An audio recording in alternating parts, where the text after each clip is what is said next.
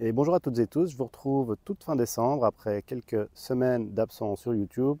C'est vrai que j'avais pas trop eu l'envie de faire des vidéos en cette fin d'automne et ce début d'hiver parce qu'il a fait vraiment très gris, très pluvieux. Je vous mettrai les relevés de l'humidité et de pluviométrie en incrustation pour vous montrer à quel point c'était pas très sympathique de sortir au jardin. Mais donc ici, on a eu la première vraie nuit froide de l'hiver. Cette nuit, il a fait -4. C'était la première grosse gelée. Mais pas de quoi encore venir à bout, par exemple, ici de la moutarde. Donc il faudra qu'il fasse encore un peu plus froid au mois de janvier, au mois de février pour tuer les couverts végétaux ici. Et le temps doux, ça a été aussi assez propice à la verdure, puisque j'ai pu continuer donc à récolter des choses, comme ici la roquette ou les épinards. Et donc on va juste faire un petit tour de ce qu'il y a encore à récolter en ce moment. Et on tiendra aussi quelques mots sur le suivi de la grande expérience que je vous ai présentée dans ma précédente vidéo et dont on voit les 6 parcelles ici. Alors on va commencer par le tour du potager principal, on va dire, et voir ce qu'il y a encore à récolter à cette saison. On voit que la plupart des parcelles sont au repos. Mais donc ici, il y a encore de la roquette qu'on peut toujours récolter. Des épinards là qui sont vraiment maintenant au repos, c'est-à-dire que j'ai fait la dernière récolte il y a environ une semaine. Maintenant, je vais les laisser tranquilles jusqu'en mars probablement. Et là, ils vont bien repartir. Et donc ici, on a de la mâche. On a 3 lignes de mâche que j'ai commencé à récolter. On voit que ce que je fais, c'est des coupes successives. Je vais pouvoir faire plusieurs coupes. Donc par exemple, ici, j'ai déjà fait une première coupe qui est en train de repousser. Et ça, c'est une coupe que j'ai fait justement hier. Et je vais venir comme ça récolter petit à petit. Normalement, je vais pouvoir faire 2 ou 3 coupes sur chaque ligne de mâche. Bon, il n'y a pas grand chose à manger là-dessus. La mâche, c'est vraiment plus pour le goût que pour la quantité. Mais personnellement, j'adore ça, donc j'en mets toujours. Et ça tient très bien l'hiver. Voilà, donc les épinards et la roquette, c'est pareil. Donc on fait plusieurs récoltes et ça repousse au fur et à mesure. La roquette, là, je l'ai déjà coupée plusieurs fois et elle ne cesse de repousser. J'en ai d'ailleurs beaucoup trop. Alors, à part cette parcelle-ci, qu'est-ce qu'il y a encore? Donc on a là les bêtes. Et donc, comme vous voyez, donc les canards, pour l'instant, ils sont dans le potager. C'est un test que je fais. Donc les canards, d'ailleurs, ça fait pas longtemps que je les ai. Ça fait à peine quelques mois. Donc il y a plusieurs techniques avec les canards coureurs indiens. C'est soit on les met dans le potager, soit on les fait courir autour du potager pour qu'au moins ils débarrassent les limaces sur tout le pourtour. Là j'ai fait le choix de les mettre dedans parce que j'avais plus grand chose dans le potager. Mais on voit qu'ils ont quand même mangé les bêtes. C'est vrai que je leur donne pas trop de grains, peut-être un peu moins que ce qu'ils voudraient, en espérant que ça les incite à manger plus de limaces. Mais du coup ils se rabattent peut-être un peu plus sur les légumes. Bon, pour les bêtes, c'est pas très grave. De toute façon, j'avais beaucoup d'autres choses à récolter jusqu'à présent. Et je pense que quand les canards, je vais les enlever du potager, les bêtes, elles vont repartir sans souci. D'ailleurs, j'ai des bêtes à 2-3 autres endroits un peu plic-ploc comme ça. Alors, on voit que ils attaquent aussi un peu les choux de Bruxelles. Heureusement, les choux, comme ils sont très hauts, ils arrivent de toute façon pas à manger les feuilles du haut et les choux du haut.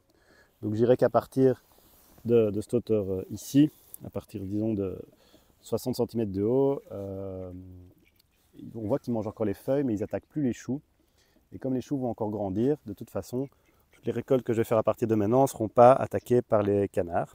Mais donc il faut avoir ça en tête, c'est vrai que les canards coureurs indiens au potager, ça se surveille malgré tout.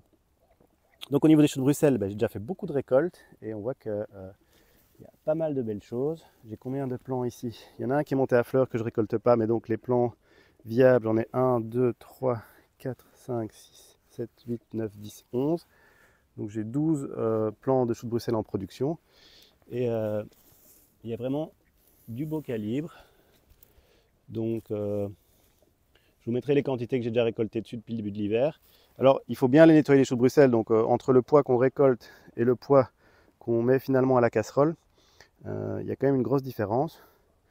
Donc moi je pèse les choux une fois nettoyés, parce que ça me semble plus correct de comparer ça à ce qu'on pourrait acheter en magasin que le poids des choux comme ça, puisque finalement par exemple sur un chou comme ceci, je vais enlever une bonne partie des feuilles avant d'arriver à la partie qui est consommable. Donc tout ça, à part les choux de Bruxelles, il n'y a plus rien que je récolte jusqu'à présent. Les courgettes là, c'est les courgettes que je garde pour les graines. J'ai pas encore pris la peine de les rentrer et de prendre les graines. Mais une courgette comme ceci, ça peut tenir quelques gelées sans souci. Mais donc je vais encore prendre le temps de faire ça. Et donc à part ça, il y a surtout beaucoup de poireaux encore à récolter. Donc les poireaux, ça tient l'hiver, hein, surtout si on a des hivers assez doux. Peut-être que si on annonce du -8, -9, à un moment je vais tous les sortir de terre, mais pour l'instant, comme on n'a pas eu presque pas de grosses gelées, enfin on n'a pas eu de grosses gelées et on n'a eu que des toutes petites gelées, bah, ils peuvent rester en terre sans souci. Et là aussi les calibres sont très très gros. Donc évidemment quand on récolte un poireau, il faut toujours un peu enlever les feuilles de l'extérieur. Mais par exemple j'en ai récolté un hier, il faisait 650 grammes pour un seul poireau. Avec un diamètre de, je dirais, 6-7 cm. Donc c'est vraiment des gros calibres de poireaux. Et là, j'aurai pas mal à manger. Donc si je compte,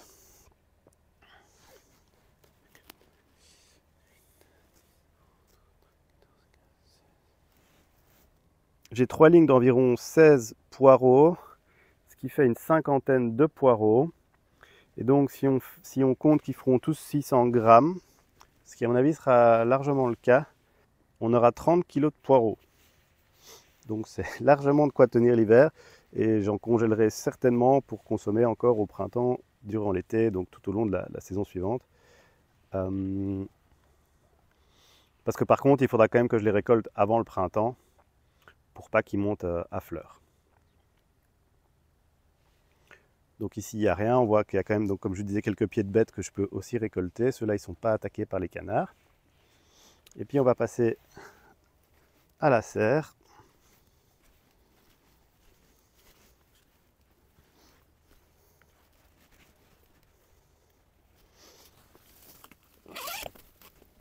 Donc nous voici dans une de mes deux serres.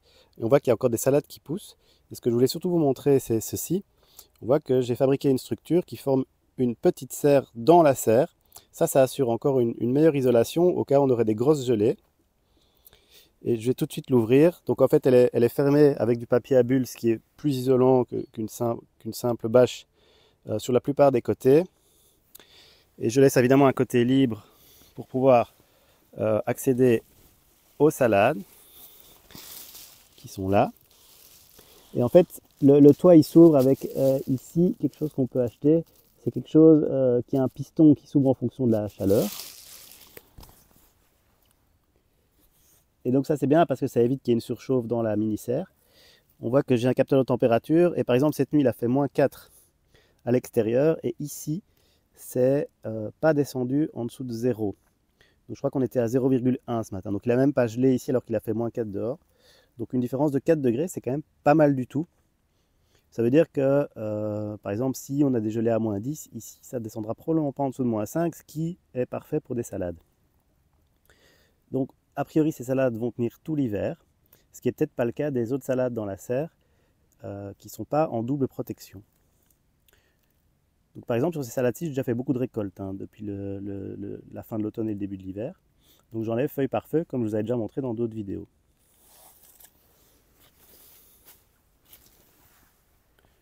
Parce qu'on a aussi des salades donc, qui ne sont pas protégées là. Donc ce serait intéressant de voir si on a des très grosses gelées cet hiver, si ces salades vont peut-être mourir et pas celles qui sont dans la mini-serre.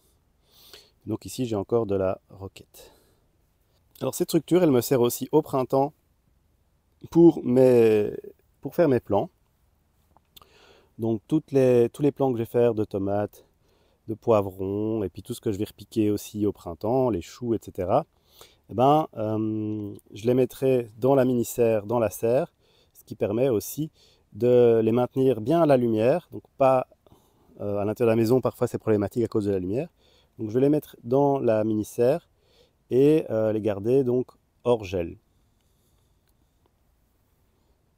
Donc tout ça je vous montrerai au printemps suivant. Ici on a toute une zone qui est laissée en jachère, c'est là qu'il y avait des concombres et des tomates en extérieur ainsi que des haricots. Donc on va tout de suite passer au premier grand suivi du test au potager. Je vous avais laissé là-dessus il y a, je pense, 6 bonnes semaines au moins. Et donc on voit un premier état d'avancement des couverts végétaux sur les 6 parcelles. Donc si on devait faire une première observation, en tout cas d'après moi, sur le test des différentes méthodes de culture et des différents mulch, c'est pour l'instant, en fait, moi ce que je constate, c'est qu'il n'y a pas de différence. C'est ça que je constate pour l'instant. Donc là, il y a de la moutarde, il y a des fèves, il y a de la facélie. C'est évidemment la moutarde qui a pris le dessus. On voit que les fèves poussent aussi. La facélie, clairement, elle s'est fait un peu dépasser par le reste. On verra ce que ça donne par la suite. On voit qu'il a fait moins 4 cette nuit, ça n'a pas du tout entamé. Donc il faudrait qu'il fasse un peu plus froid que ça, je pense, pour détruire le couvert. Par contre, une observation intéressante à faire sur les 2 dernières parcelles, donc la parcelle foin et la parcelle dite BRF, c'est que j'avais semé là juste des fèves sur les 2. Et on voit que ça a beaucoup moins bien poussé sur la parcelle foin. Et j'attribue ça probablement au fait qu'il y a eu plus d'attaques de limaces sur le foin. Et l'autre chose, ce serait peut-être que le foin forme un peu un tapis comme ça, qui est sans doute un peu moins propice d'une part à la levée des fèves, mais ça je ne suis pas convaincu parce que ça avait quand même bien levé. Mais c'est peut-être un peu trop isolant. Et on voit qu'il y a un peu ou un peu trop humide, on voit qu'il y aurait un peu des pourritures comme ça à la base. C'est moins le cas sur la parcelle BRF. On voit qu'il y a quand même beaucoup d'attaques de limaces malgré tout. Et en fait, ce que je disais là où ça pourrit à la base, je constate aussi ici. Donc les fèves, de toute façon, a priori, elles sont en train de faire des racines dans le sol. Et ce qui est bien probable, c'est qu'à partir du retour un peu des beaux jours, vers le mois de février, de toute façon, tout ça reparte. Ça, ce sera à constater. Mais en tout cas, je constate que pour le moment, au niveau du semis de fèves, ça se passe mieux sur la parcelle BRF que sur la parcelle foin. Alors, j'avais aussi planté une première ligne d'ail. Bon, je vais quand même vous montrer la façon dont j'ai procédé pour planter l'ail. On voit que j'avais préparé à l'avance une petite gousse et j'ai tracé une ligne avec un cordeau au travers des 6 parcelles du Grand Est pour être bien perpendiculaire et pouvoir placer 4 gousses d'ail par parcelle.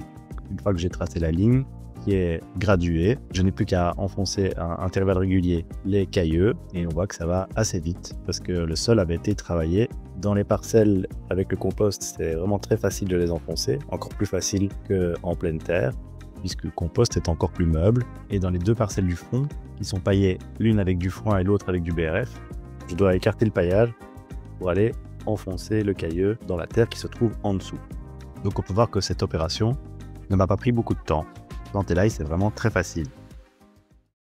Et on voit qu'il est en train de sortir ici. Donc je ne sais pas si vous pouvez voir, on a un cailleux là qui sort, un cailleux là, un là et un là.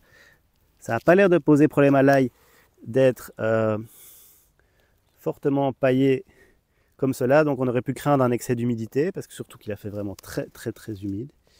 Mais là, que ce soit sur la parcelle foin ou sur la parcelle BRF, l'ail sort bien. Sur les 4 autres parcelles par contre, l'ail a été aussi planté, mais donc au sein vraiment de l'engrais vert qui a moins poussé que sur les parcelles BRF et foin. Et là par contre, j'ai l'impression que ça s'est un peu moins bien passé. Donc ça c'est une méthode qui m'a été inspirée par Charles Dowding dans plusieurs de ses vidéos. Donc il montre bien que lui en fait il plante l'ail en même temps qu'il sème de la moutarde. Le couvert de moutarde pousse, les fèves tant bien que mal arrive à germer dans la moutarde, et puis quand la moutarde est tuée par le gel, en fait la moutarde meurt et paille en quelque sorte l'ail. Alors il y a eu, je pense, quelques soucis au niveau de la germination de l'ail. J'ai constaté qu'une ou 2 fois en fait Il avait été comme sorti de terre, j'ai dû un peu le replanter. Je ne sais pas si c'est une bête qui est venue les tirer du sol ou si en fait c'est les racines qui ont fait ressortir la gousse d'ail du fait que peut-être le mulch était un peu trop meuble. Mais en tout cas, regardez, ici, on peut voir un ail, deux ails, trois ails. Il y en a quatre. Le quatrième devrait être par ici. Je ne le vois pas. Donc en tout cas, c'est possible qu'il y ait quelques trous et je devrais les compléter au printemps. C'est possible qu'il y ait deux, trois têtes qui n'est pas bien données. Alors ici, est-ce qu'on peut trouver les têtes d'ail? J'en vois une ici. Une là. Ouais, donc ça a quand même l'air de fonctionner. J'en vois une là. Ouais, donc les quatre ici ont donné aussi. Voilà, donc ah oui, ici je les vois aussi. Donc je suis curieux de voir, hein, donc j'ai entre guillemets hâte qu'il y ait vraiment une gelée qui vienne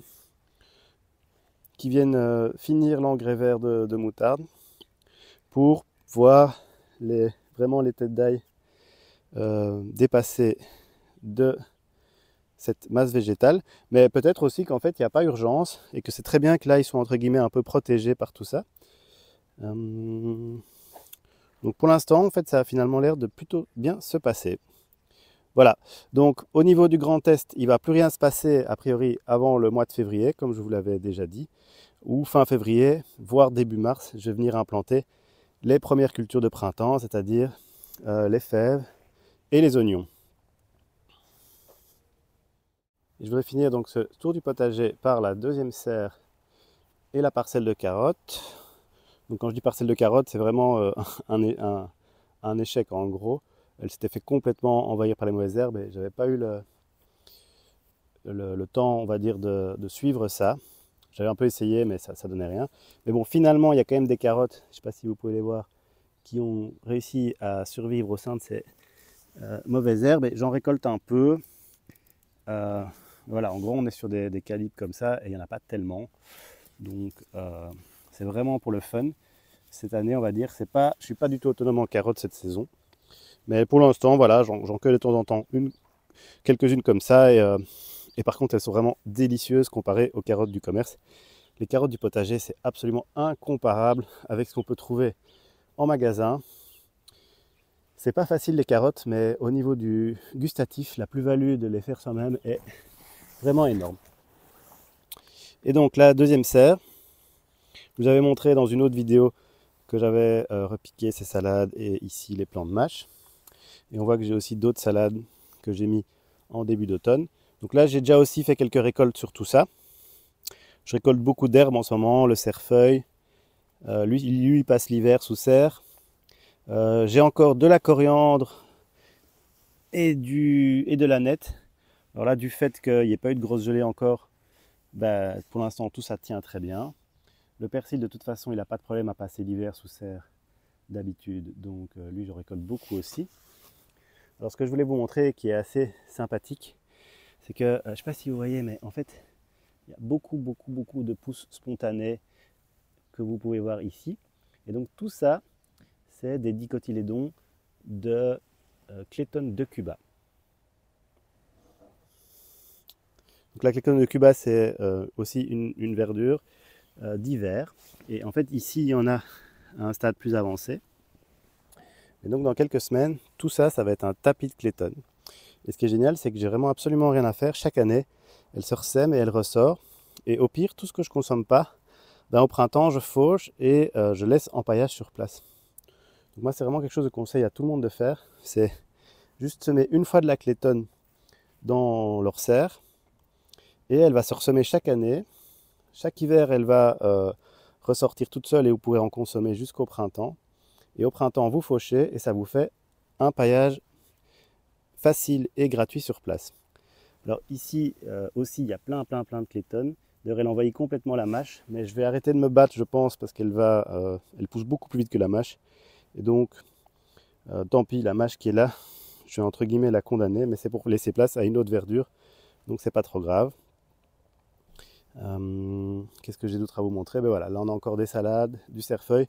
Et donc tout ça aussi, je continue à récolter feuille par feuille. Une dernière chose que je voulais vous montrer, alors on n'est pas dans le potager mais dans ma cave, c'est les chicons. Donc on voit qu'ici j'ai mis une vingtaine de têtes de chicons dans du terreau.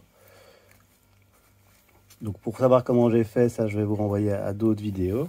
Donc ici, je vous montre rapidement comment j'ai déterré les racines des endives il y a environ 8 semaines. Donc ça, c'est des endives que j'avais semées en pleine terre début juin et qu'on vient donc arracher afin de récupérer juste les racines qui forment de longs fûts d'environ 30 cm de long et qu'on va donc venir forcer en cave à l'abri de la lumière pour former les chicons.